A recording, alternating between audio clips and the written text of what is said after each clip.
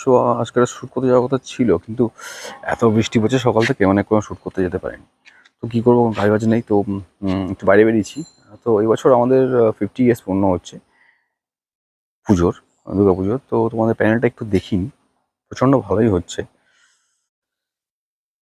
So দেখতে পাচ্ছ, এটা হচ্ছে আমাদের বছরের প্যান্ডেল। ভাতৃসংঘ ক্লাবের 50 ইয়ার্স হচ্ছে বছরে, মানে 50 বছর ধরে পুজো হয়ে গেছে, মানে এই বছর নিয়ে। তো একটা গ্র্যান্ড কিছু করা হয়েছে। তো ওভারঅল দেখতে পাচ্ছ, নিচে একটা বেস আছে, উপরে একটা প্যান্ডেল, মানে একটা ময়ূর তৈরি করা হয়েছে। সো ওভারঅল দেখতে বেশ ভালোই লাগছে। তোমাদের একটু সামনের থেকে দেখাই। সো দেখতে পাচ্ছ, এটা হচ্ছে ফ্রন্ট ভিউ।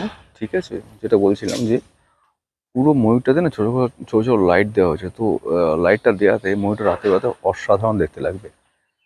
তো তোমরা যারা দেখতে চাও শ্যামনগরে, মানে তোমরা যারা আসতে চাও, তো এটা হচ্ছে শ্যামনগর স্টেশন থেকে টোটো করে আসতে পারো। ওই শ্যামনগর স্টেশন থেকে 1.5 কিলোমিটার মতন। ঠিক আছে, তো প্যানেলটা মিস করো না যারা দেখতে ইচ্ছুক।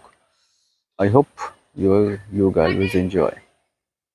ছোটো আর একটা ইনফরমেশন হচ্ছে যে তোমরা কেউ দেখতে, যদি কেউ আসতে চাও, এটা হচ্ছে তোমার শ্যামনগরে, মানে দমদম শ্যামনগর না, ব্যারাকপুর শ্যামনগর থেকে টোটো করে 10 মিনিট লাগবে, 1.5 কিলোমিটার রাস্তা।